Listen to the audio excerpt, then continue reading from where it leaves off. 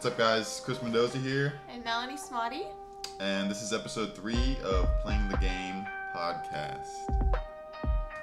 And we're going to start out with something a little different, a little segment that I just made up called Real Talk, where we just talk about something real for a few minutes. Real talk, yo. And you want to go first? Oh my gosh, you go first. Alright, I'll go first. So yeah, I've been under a lot of stress lately, and I've noticed that my irritability is through the roof. You don't say. Yeah. It's new because I guess I've never worked on anything this hard, I guess. Yeah, something that you care about so much. Yeah. I mean, and it's different than physical work. Of course, I've done crazy training and workouts and stuff, but the mental exhaustion of just being on all day. Yeah. Constantly trying to push, think of something new and come up with new ideas. Yeah. It's how we were talking, I don't know if it was yesterday, but you were like, I feel like I haven't had a chance to just relax, right. Sit down. I remember not too long ago, I would watch a lot more Netflix than I am doing now. I would binge watch shows, all day. Now during the week, pretty much, I don't even sit on the couch for 5 minutes, throughout my day, because there's always something to be done. Yeah. And even when I do try to just all right, I'm just gonna take a quick 10-minute break, watch a podcast or something, I can't even get through an entire episode or a podcast without having to pause, go check an email, or go do something on social media, and it's because your mind is racing, right? Yeah, dude. Yeah, it's it's uncomfortable, but also finding some way to be okay, it's uncomfortable right now, but this is kind of that phase where it's gonna be that way no matter what. Right. Well, I mean, you're yeah, pushing. and I'm not against it, The weird thing is I want to be doing it. You know what I mean? I'm not complaining about it. Yeah. But it's like I said, it's just new. I understand the stresses and the stress levels of the business world, trying to start your own thing out of nothing. But that's just your current reality. It's cray. Yeah. Yeah. And of course it's probably necessary. You know what I mean? You kind of have to do this, be this way at first. Yeah, that's one thing that, especially what I've heard, successful kind of business mentors that are into coaching as well, they always talk about, in hindsight, they all went through that grind mode where they let everything else fall to the wayside and they were just grinded 24/7, giving everything, and it was very unhealthy in retrospect, especially mentally and probably physically, because even now you haven't been able to go to the gym as much and you're not eating as well, and so it's taking away time from other things too. That is almost something that people reflect back on once they reach a next level of their business, that they're oh, now I can actually take a step back and not be as mentally and physically right, whatever. But I think that definitely I'll go through that phase that. I feel that phase is necessary, right, until you can start outsourcing other work, work that you don't really need to be doing but you have to do anyway. Yeah, that's when I think it'll get a little better. I won't be as stressed, or maybe I'll be more stressed. Who knows? You don't know until you're there, I guess. Yeah. Okay, that was my real talk for the day. Real talk. Okay, so mine is, I guess, it's somewhat along the same lines, but it was a few weeks ago, and I was having a day where I kind of laid it out to be a creativity day, and I just wanted to come up with some new ideas and improve on my current coaching processes and stuff like that. So I was just all right, this is going to be a good, productive day. And that day, I just happened to just not be able to think or do anything. It was I was so overwhelmed with the fact that I knew that I should be doing something that I couldn't do anything. And I started to beat myself up about it because I was okay, I need to be productive. I know that there's things that I could be working on that I just couldn't I just couldn't form any good ideas. Like, I perceived every good idea to be a bad idea. Yeah. And it was just very frustrating. So, you know, I called Chris and I was telling him about it, and I was like telling him that I just was having a really hard time, and as my day was just went to the crapper, and I was like, you know, I just feel like I feel bad. Like, I feel like I need to be doing something. I need to be working on something. I can't just be chilling on a Wednesday in the middle of the day. You know, I felt that I needed to be working hard because I didn't deserve to not be working hard, because I don't deserve to chill, which was really weird because it's also a different, you know, concept now, especially for me without like having a normal job. It's like now I just feel like I constantly need to be putting in work. So that was my little revelation of the day a few weeks ago.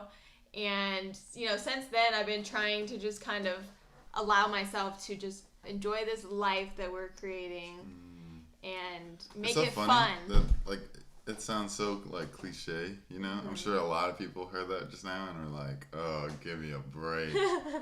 But it's, you know, the cliches are cliches because they're true. And it's one of those things where you hear it. I mean, I heard that so many times. Oh. Well, we're just going to turn into some spooky stories. Okay. Okay, hold on. Oh, we're back. Wow. That was weird. All right, well, we're going to proceed with caution. Stay safe out there. Actually, we were just playing with a Ouija board earlier. No. Anyways, we've been watching Haunting of Hill House, and this is not a good thing. I'm watching it again the second time. She's barely watching it now. We're almost done. We're like on the last episode, I think. Okay, well, what I was trying to say is that I think that we hear things, like we hear cliche sayings, or we read these corny quotes, and it doesn't actually resonate with you because you haven't yet had the experiences to like fully understand what it means. Like, that's how I feel about all the stuff that I'm saying now. I would hear it and read it and stuff, you know, a year or two ago, and I would just like almost get annoyed by it or feel like these people are just, you know, they're lucky, they whatever, like I would discredit it. And now that I'm living more in tune with all of that stuff, like I actually understand what it means. And that is like something that can't really be taught to anyone. You just have to experience it. Yeah, it's like if you're not ready for the message, are you fucking kidding me? These guys are cutting grass outside and it's raining. We had to stop the podcast at first and wait like 30 minutes because they were cutting grass right outside the door. And now they're fucking doing it again. It's okay. They're doing their job. This is God bless fucking them. bullshit.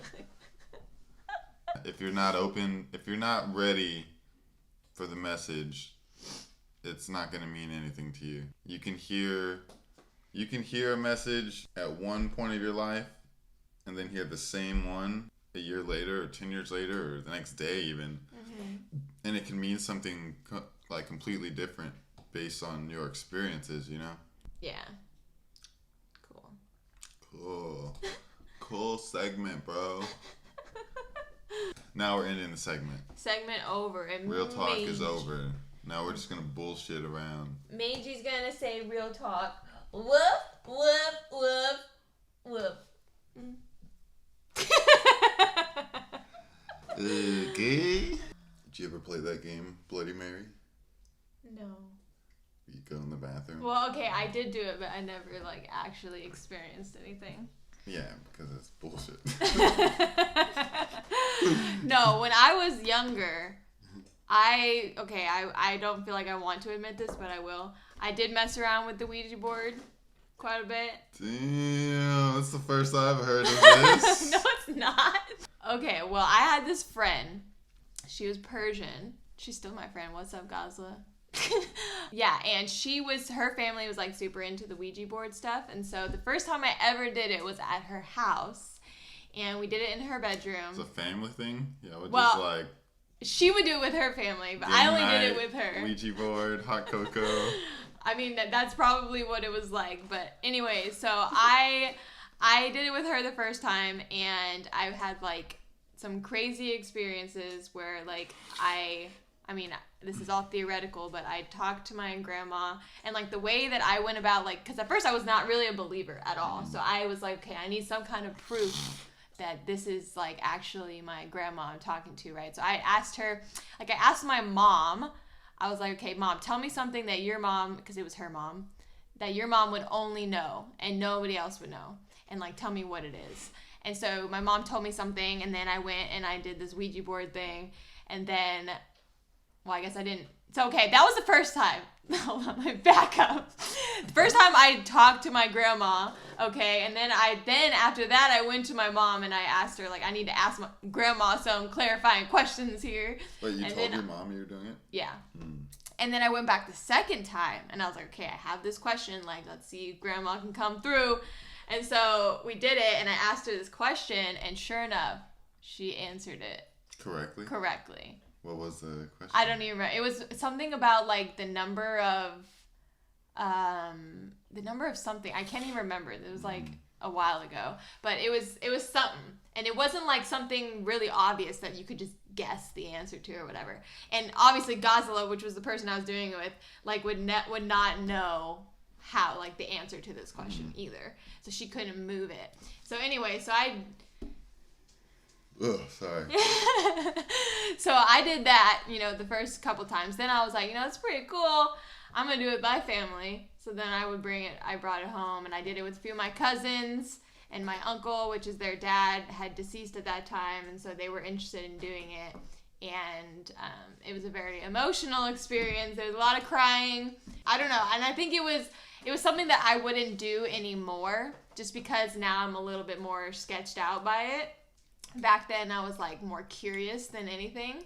But I definitely think it served a cool purpose. Like it felt, even if it wasn't those people that we were talking to, it kind of rekindled like a connection with somebody who's no longer there. Demonic force. I mean, it's all in your head. Like, you don't know if any of this is true. So, it's just kind of a nice little sentiment or whatever. But that was my experience. Wow. And so I never had a weird or bad experience with it. And it always worked. Even when I made one just from cardboard paper. How many times did you do this? It was probably at least like 5 times. Oh my God. Because I made my own board at one point, because I'm like, man, this board is rigged. Like, there's some magnet inside this board with the little thingy that you move on top of it. And so I like made my own on like a piece of like cardboard paper or whatever, and just wrote the thing and just used like some random piece to everybody puts their fingers on. Yeah. And it still worked. So I was like, Wow. Huh. Weren't you afraid of like, because don't you hear stories of like things coming over, like crossing over, and then like staying with you, like becoming attached to you? See, I guess I never had like the fear. I was never afraid of any demons coming into our house, or like, I was always very much so just ignoring that whole aspect of it. Ignoring, yeah. It's like, no, it's all good. It's all like, it didn't seem real. It just seems like even though it felt real, I didn't literally think that there was a, demonic spirits or anything, even though I believed that there could be angels, but I didn't believe that there could actually be demonic spirits. Now I do believe it, so that's why like I don't mess with it anymore. You were just like ignoring the reality. Okay, I was young. Okay, ignorance. Wow. But you kept doing it. That's weird. Yeah, well, I think I each time I did it, it was like either with a different person or for a different reason. Because I did it with my cousins, and I did it just with my siblings, and then I did it with my friend. And then it became just to the point where I'm like, okay, this is getting a little freaky. Just doing it on the weekends, summoning spirits on my free time. Well, I guess, I don't know if you've had any, like, weird encounters. I mean, yeah, for sure. Like, there's been things that I can't explain, but I can't say I've actually seen a ghost with my own eyes. But, like, I don't know, there's been a few things where it's definitely made me realize, oh, there's some unseen layer of reality connected with this one, with other intelligent things. Like, I don't know. I guess you could say that's a ghost. But do you have examples? Yeah. Okay. This one's not really an example. I mean, it's not really like a ghost story, but it is pretty weird. My brother and I, we were at my uncle's house, and like, he lives in like in the country somewhere, like in Uland or something. I don't know. And I just got this new telescope, and we were like looking at the moon and shit and the stars, and he had just finished telling us this like scary story about this old lady who turns into an owl and like takes kids, and like it was fucking creepy. And he said in the story, the way you call the owl is like you whistle like 3 times. And so he finished telling us this story, right? And then he goes inside, and me and my brother are still outside, like looking through the telescope. And then we're like, hey, let's try it. And so we do the whistling thing, and like, I shit you not, like right after we do it, we hear this like rustling in the tree above us, and this giant fucking white owl flew out of the tree and just like went over us behind the house, and we shit our pants and we ran inside, and we were trying to tell them what we just saw, and like, I didn't know if they didn't want to believe it or if they just didn't, but they kind of just like laughed it off. And like, that was that. I was like, is no one gonna address the fact that like this fucking ghost story you just told us happened? Like, that's literally crazy. Yeah. And then there was this other time back in the day when I was doing drugs a lot. I had overdosed on like a bunch of pills, I guess. And I was in my bedroom, and I don't even remember like how, but like I ended up on the floor, and I was like, I couldn't walk, I guess. And I was like crawling out of my room. I was trying to crawl to my living room because my roommate was on the couch like playing guitar. And so I was trying to crawl to the living room to get his attention, but I couldn't scream. I couldn't like talk either, you know? I just remember like it's just blur. Like it was just a blur of me like crawling on the carpet. And then I finally like made it out of my room, and then I just like collapsed. I was like 5 feet away from my roommate being able to see me, and I just like collapsed, and like I blacked out, I guess. And then, but it was weird. It's like I didn't. It was like as soon as I blacked out, I was able to see again, but I was above my body. I was like hovering above my body, and it was like I was floating up to the ceiling. I stopped like at the ceiling of my apartment, and I could see like a bird's eye view of my entire apartment. I could see my roommate playing his guitar on the couch, and I could see my body like just, it was like I was in like a fetal position almost. And it was weird. There was no like emotional attachment to it. Like I wasn't like freaking out or anything. It was just like a very calm. It was just like I was observing it. I was just like, oh, that's my body. Like that's me.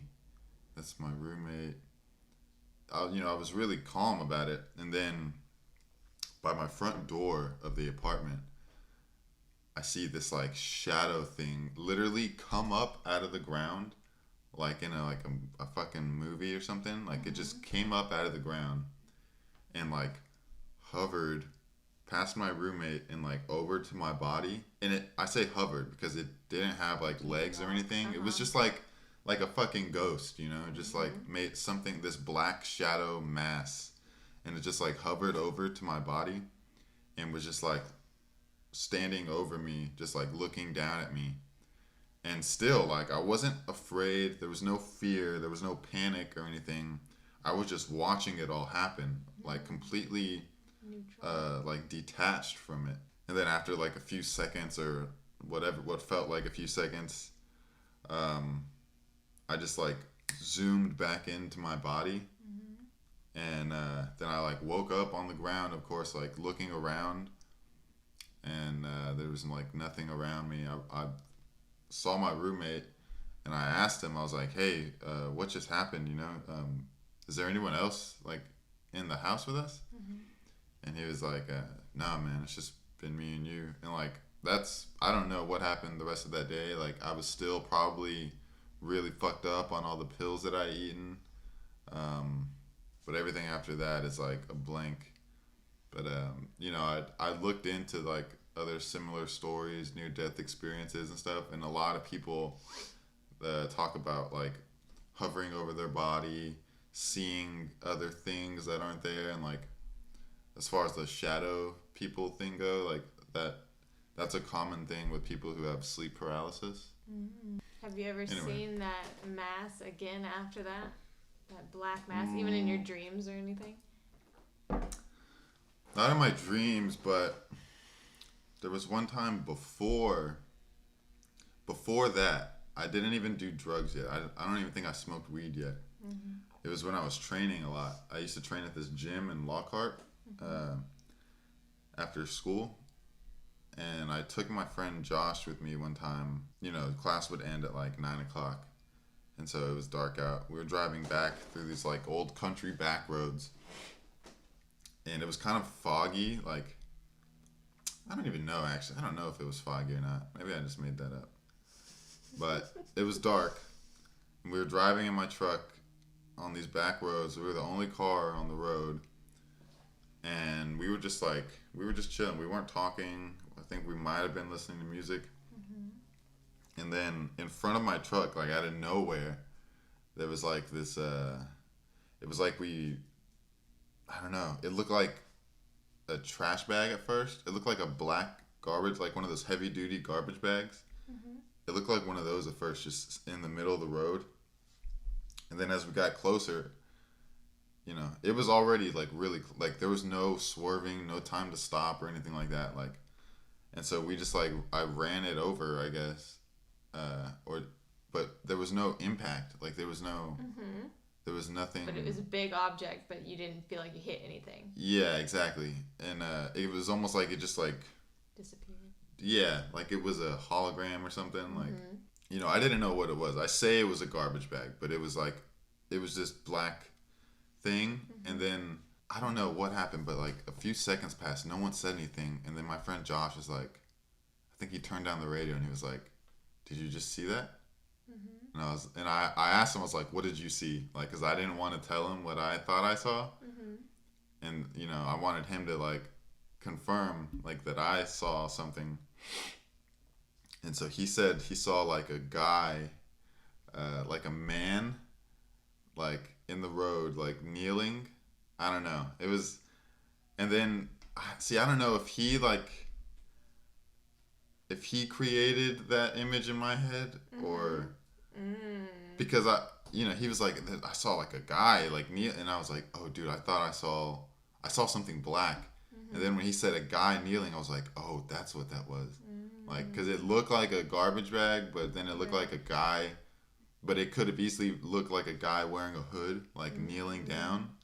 That's creepy. It was fucking creepy, dude. And then like, yeah, we were fucking spooked, dude. I don't know. He told his mom about it, and I remember I went home and I told my parents about it, and they were just like making fun of me. They were just laughing at me and shit. So have you had any like mystical, trippy, unexplainable experiences besides the Ouija board? I say the closest thing I've had experience with is like, I guess you could call it karma. What does that mean to you, though? So, like, what you put out into the world coming back to you. So, I really believe in, like, if you're a good person, if you do good things, then good things happen to you. And so that's kind of like an energy thing, I guess, too. Having a certain presence or aura about you that, like, is magnetic to people, and you just attract the kind of people that you emanate. Is that the word? I don't know what I'm thinking, but yeah. So like, I've always just kind of noticed, because I had experience with the opposite of this. So like in my life, I've always kind of seen like good karma, like good things coming back to me because of like the way that I be, and then I've experienced the opposite with someone that I used to talk to was a very like negative and kind of played the victim mentality a lot and kind of felt that the world was always acting against him and stuff like that. And then literally that type of stuff would happen. Like the most annoying things would just happen to him. And I always kind of like gave him a hard time. I'm like, well, you not like you deserve it, but like that's what you get. And it was kind of like, I don't know. I think that it's definitely a thing. And it's kind of like an energetics thing. So it's not really something, I don't know, I guess it's in a different dimension or different like field of knowing. Yeah. Beyond our understanding, I guess. Right. Yeah. Like I could just be making this all, like that could all be in my head, but I really don't think I mean, that we've all heard a version of that before. Like, you know, you attract whatever you're thinking kind of thing. Yeah. Like, yeah. The whole, like, thoughts create reality. Which also, like, I don't know, you could also flip that around and say your reality creates your thoughts as well. Mm-hmm. You know, and that's just this, like, never-ending thing. All right, so we're going to wrap this up. We've been, like, trying to think of different segment ideas and stuff that we can, like, incorporate in our episodes to entertain you. So, if you would like to help us out and suggest some ideas, maybe like a Q&A session, if you have any questions or topics that you guys just want us to touch up on, you can... Do we have an email? No. You can just DM us on Instagram. Yes. So we'll put our Instagram handles at the end of the video. We're trying to like get this thing to grow. You know, obviously we're still working out some kinks and the timing and stuff. We're a little new to this, but yeah, we want to keep doing it, and we want it to be like entertaining as well as informative. Mm-hmm. But we need your help. We need feedback. We need comments, suggestions. Mm-hmm. So don't be shy. Hit up the DMs. Slide right in. No dick pics, please. But yeah. So we hope you at least enjoyed our spooky stories on this one. And we'll see y'all next time at Playing the Game, episode 4. Peace. Bye.